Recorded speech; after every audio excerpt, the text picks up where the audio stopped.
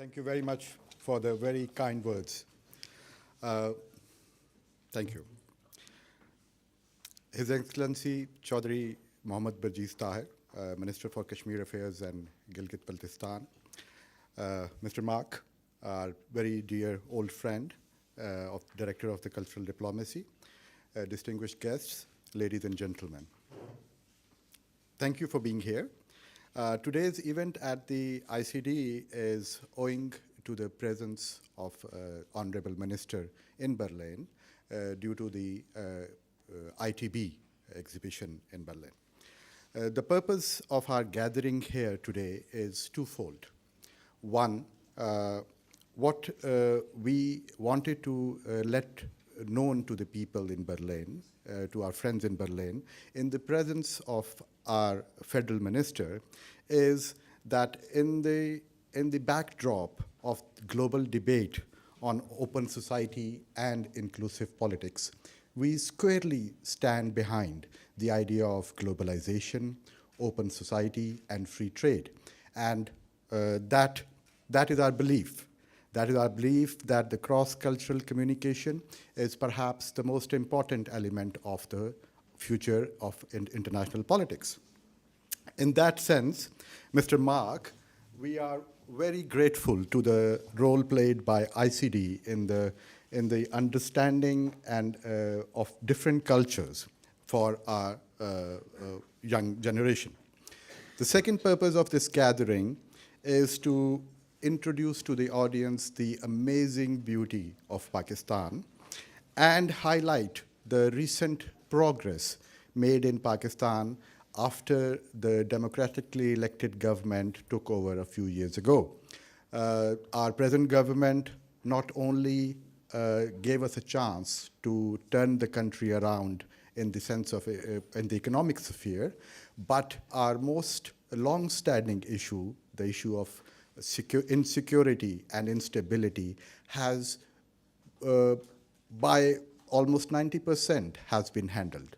We have had this, you all know, we have had this problem of terrorism in our region, and that was primarily owing to the presence of certain non-state actors who were primarily housed in the border areas between Pakistan and Afghanistan. When the present government came in, the Prime Minister decided that enough is enough and we will not have these people stay on our borders. So we initiated, the government of Pakistan initiated a policy which is called as Zarb-e-Azb. It was a military operation, a long military operation which took us about 1 year to finish. But as a result of that courageous initiative by the government, the terrorist events in Pakistan have reduced by 80% in last year. And that goes to the credit of the present government and obviously to the federal minister who is present with us today. On top of it, the situation of hope in Pakistan is amazing. You all perhaps might have heard about this, what we call the China-Pakistan Economic Corridor. It is an investment initiative by the Chinese and Pakistani governments, whereby around $70 billion will be invested in Pakistan in the next 4 to 5 years. That has the potential to turn around not only the economic fate of our country, but also of our region. I won't stand much between you and the federal minister, but before I ask him to come to the podium, I would like to briefly introduce the minister to you. Chaudhry Mohammad Barjees Tahir, currently he is the Minister for Kashmir Affairs and Gilgit-Baltistan. He is a member of our National Assembly, which is the lower house of the parliament, from the ruling Muslim League party. The Honorable Minister has previously served as the Governor of Gilgit-Baltistan. The Honorable Minister was elected as the member of National Assembly in Pakistan, initially in 1990. After that, he was re-elected in 1993. From 1990 to 1993, he served as the Federal Parliamentary Secretary in the Ministry of Interior. And he was again re-elected when 1993 and 1997. The highlight of the political career of the Honorable Minister is that he is not just a politician. He is a politician who has been branded as the prisoner of conscience. He was once, when the democratically elected government in Pakistan was toppled, the minister had to experience arrest, and that gives us the true credentials of his being a Democrat. The present stint started in 2009, and as we witness him, his presence here tells us and explains the efforts that he's making to promote tourism industry in Pakistan. Hello. Hello. Yeah, my name is Kashif Kazmi. I'm from Pakistan, from Fatah, from the borderline. I have a question, Your Excellency, that Pakistan has a very enriched culture, diversity, but the problem is we are lacking the diplomatic community and the lobby. The world doesn't know about us that we are also very advanced and we have all potentials and we have the youths that are second to none. But the problem is we have no diplomatic network, or we don't have the tendency to convince the people. No, there's not only the terrorism, or countries not only under the spell of terrorism, extremism, but we also have the enriched culture diversity. And we are the progressive country, and we will be leading by leaps and bounds. The thing is, the second question is about CPEC. It is nowadays the hotspot for the economic corridor, and the whole world has eyes on Pakistan, this project, and a lot of leading countries like Russia and China, they are willing to participate. But the thing is how we can improve our diplomatic community and how we can represent our real image, like the Pakistan of Alam Iqbal and Qaeda, not the Pakistan of splitism, not the Pakistan of terrorism. Thank you. Thank you very much. That is a very important question, and perhaps that lies at the core of what the Honorable Minister is doing these days in Pakistan. And I explain it to you how. You see, the instability in Pakistan that we experienced before the present government took over was not something which originated from within the country. It was a direct consequence of international wars on our borders. You see, although we are a big country, we are 200 million people, but we are a new country. We are 70 years old. 70 years in human terms might be a lot of time, but when we see 70 years in the backdrop of movement of history, it is nothing. But we have come in 70 years, a country which was threatened from the very first day of its existence. Look at where we are today. And I personally, I consider it a big achievement by the people. Secondly, this instability was a result of international powers fighting for their interests in Afghanistan. That instability over the years transferred into Pakistan, which was natural. Pakistan and Afghanistan has hundreds of miles of open border where there are no checkpoints. We have, through centuries, people have not kept any ID cards or passports or visas to travel between Pakistan and Afghanistan. But you see, these things have not changed. Things have not changed. What you were saying, that the world does not recognize the potential of Pakistan, for that matter, in the sense of tourism. That is precisely what the present government is doing.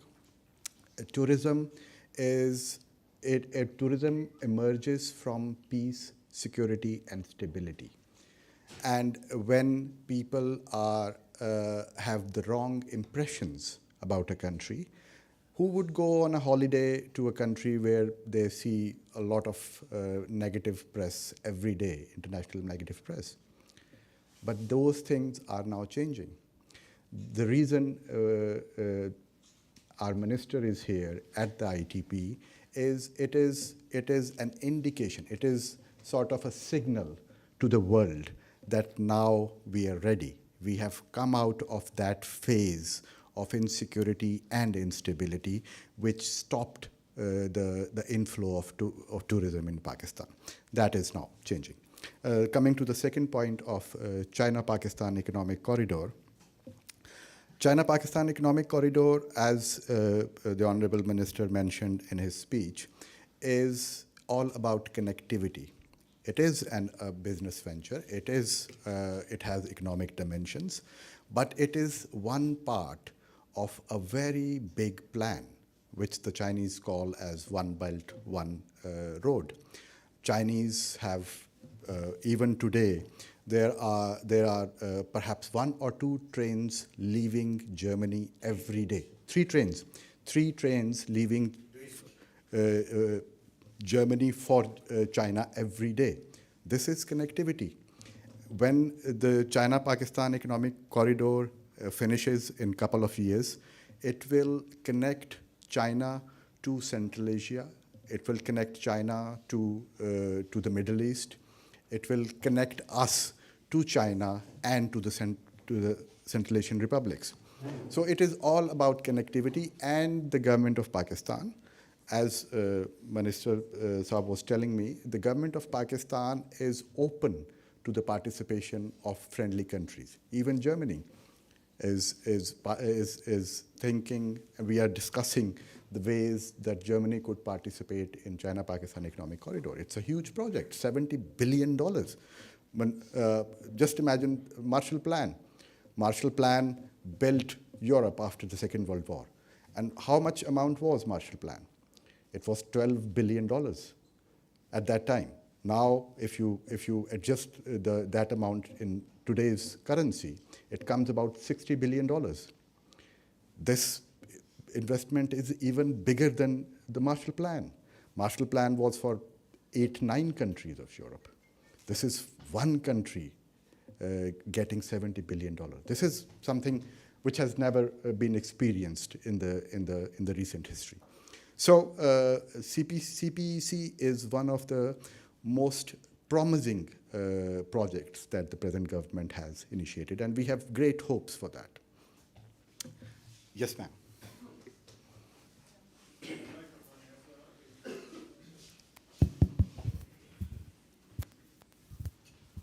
Assalamu alaikum. Wa My alaikum name assalam. is Nadia Ahmed. I'm a master's student here at ICD. My question is, when you talk about cultural tourism, this means that both genders are welcome into the country. Yes. Yes. And a couple of years back, I had family friends, women, who visited Pakistan. I think Kashmir. I heard it's very beautiful, but they didn't feel like they were welcome, and they didn't feel safe because they were a group of women and they were walking, and they were like men who were also picking on them, and you know how it goes on. So my question is, how, selling tourism abroad, right? Pakistan, abroad. How would you, is the word comfort? I think comfort, Yes. like females to come to Pakistan like as a group and visit Pakistan without being afraid of being bashed as females or being taken advantage or being pointed out? Thank you. Thank you. It's a very good question, and allow me to be a bit honest about it. There is a cultural context which we cannot ignore. But this is beyond cultural context. I'll cite you an example. I have two daughters, both of them perhaps finishing their colleges. And my eldest daughter went with her friends. She lives in a hostel in Pakistan. So she went with her friends to Gwadar last week, which is the remotest possible area in Pakistan previously. Now it's coming up. And the reason that I allowed her to go was that I felt that it is okay. It is okay if she goes with her friends to visit that remote area. The areas which the minister is trying to promote here, and we are mentioning like Gilgit-Baltistan, these are the areas where the livelihood of the people are dependent on the tourism activities. Nobody whose livelihood depends on tourism would do such a thing which directly affects their livelihood. There are instances, but that's, my daughter was telling me yesterday, she went to some area in Berlin, and she said that I felt like it is not Europe, because she was like, that happens. That happens everywhere. So it's pinning it to one society, I think it's not. It's more of an individual thing than a collective thing. I hope I have answered your question. Yes, sir.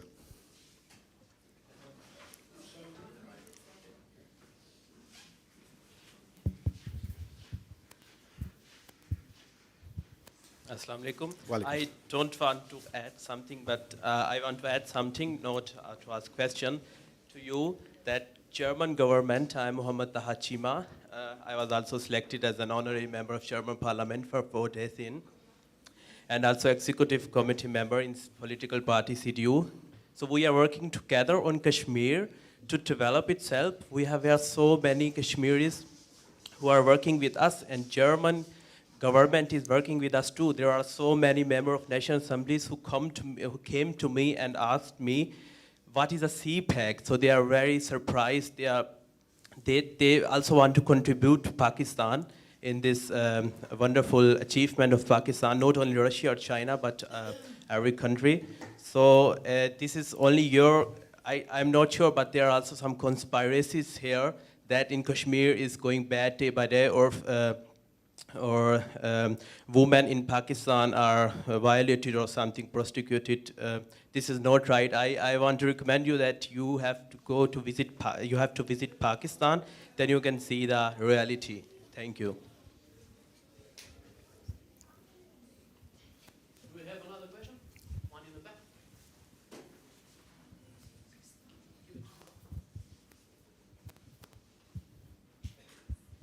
Hi, good evening. I'm Pablo from Spain. Well, this question is not my question. It's a question of one friend of mine from this master. He comes from Afghanistan, but unfortunately he could not stay here. So I ask you his question. He wants to know which are the measures, or what are you doing, your government, in order to promote the relations between his country, Afghanistan, and your country, Pakistan, and particularly in terms of cultural diplomacy. He has told me he needs, for example, more things, because actually or currently you only offer scholarships to students from your country or from his country to study in the other country, and he thinks it's not enough. Thank you. Okay, thank you very much. It's, I think we need three to 4 hours to explain the dynamics between Afghanistan and Pakistan, but I'll try to be brief. Afghanistan and Pakistan, the former Afghan president said that Pakistan and Afghanistan are conjoined twins. And he was not that wrong. Pakistan and Afghanistan has had centuries of such close relations that we did not have the border. What explains more than the fact that the people from Afghanistan did not need a visa to come to Pakistan, or people from Pakistan did not need a visa to go to Afghanistan? What better relationship than that? It's not possible. But there are issues. There are multiple issues, and I would not try to reduce the problems to one or two issues. It's not true. But the biggest, if I may, the biggest area for concern for all of us is that the northern areas of Pakistan, especially the province which we previously used to call Northwest Frontier Province, now we call it Khyber Pakhtunkhwa, KP, has lots of, almost 50% of Pashtun population. And Pashtuns are 60% of the population of Afghanistan. So that links our population to Afghanistan in such a way that these Pashtuns intermarry. It's like for them it's the single landmass. They don't. With the last Afghan war, we have seen 2-3 Afghan wars in this century. With the last Afghan wars, the internal dynamics of Afghanistan changed. Two things happened. One, the fragmentation of the power structure. Afghanistan's whatever power structure they had for the last century, it just evaporated. The wars killed every structure that they had. And second was that the Pashtuns had this feeling of being underrepresented in the. This is one of the problems. There are many other issues. We have the issue of terrorism, IS getting a foothold in Afghanistan, things like that. But they all contributed. So it's a complex problem. The Honorable Minister mentioned that China is sending in more than $70 billion for investment. Our hope of speedy economic recovery is that project. There is no economic development without peace and stability. It does not suit in any way our purpose if Afghanistan is unstable, because we have experienced in the last century that if Afghanistan is unstable, the instability will come to Pakistan as well. It is not in our interest that we have an unstable Afghanistan. But, as they say, there are many slips between the cup and the lip. There are certain issues which needs to be handled, and it's a very complex situation. So we hope, as the government policy, as the stated government position, we have no doubt, no institution of Pakistan has any doubt that without peace and stability in Afghanistan, there could be no peace and stability in Pakistan. Thank you.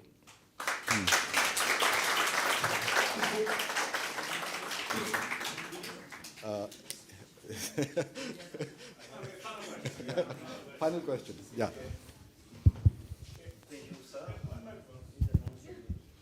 Yeah, I'm Fernand Massoudi.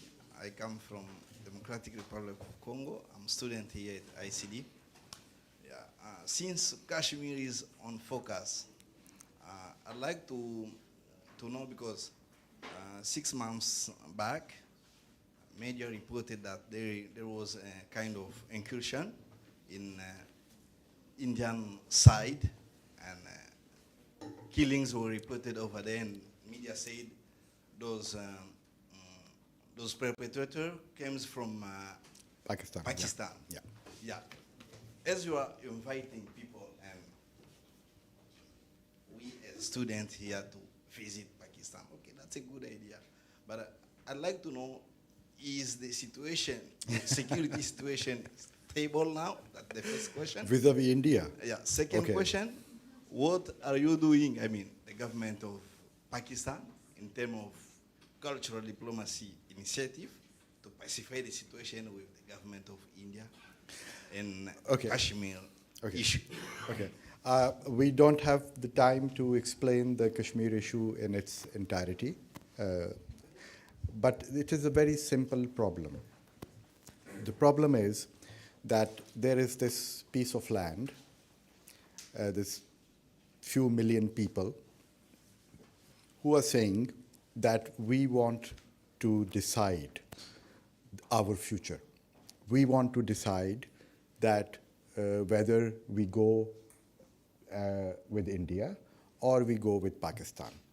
This issue came up when Pakistan and India was divided.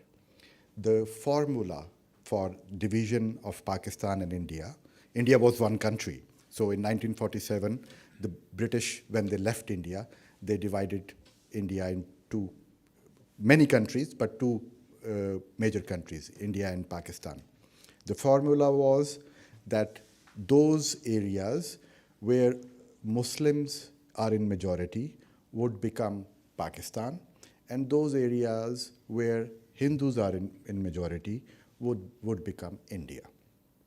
Kashmir was problematic because Kashmir was the place from where all the water of India originated. The water sources are in Kashmir. The border of India with China is, Kashmir is in between. So it was a strategic requirement for the new Indian state to have Kashmir with them.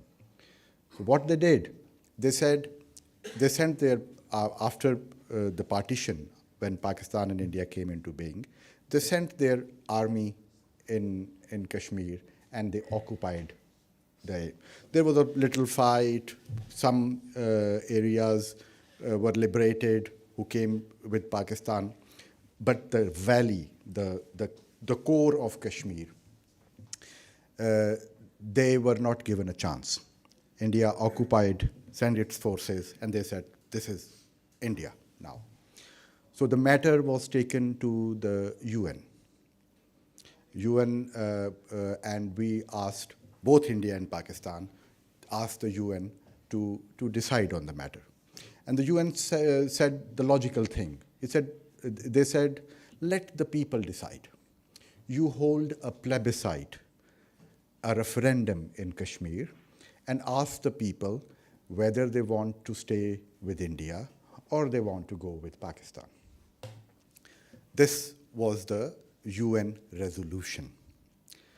That resolution, till today, has not been honored by India. India refuses to hold a referendum in Kashmir to ask the people whether they want to stay with India or they want to go with Pakistan. On our part, we take it as a moral obligation to offer our moral and diplomatic support to the people of Kashmir. Do you know how many people have been blinded in the last 4 months in Kashmir? Thousands. You know how many people have been killed in the last 3 months in Kashmir? More than 120. Where are the media reports? Who is pointing that out, what India is doing in Kashmir? It is just Pakistan. If we don't do that, who else would? And we take it as our moral obligation to point out that these 4 million people have the right to decide their own future. That is the problem. That is, in a nutshell, that is the problem of Kashmir.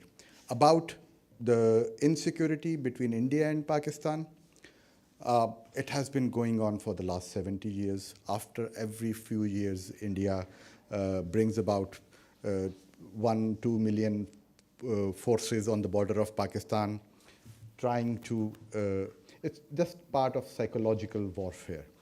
We are very well versed with their tactics, and it is not at all. There is no chance of a war between India and Pakistan, if you want me to put it in that sense.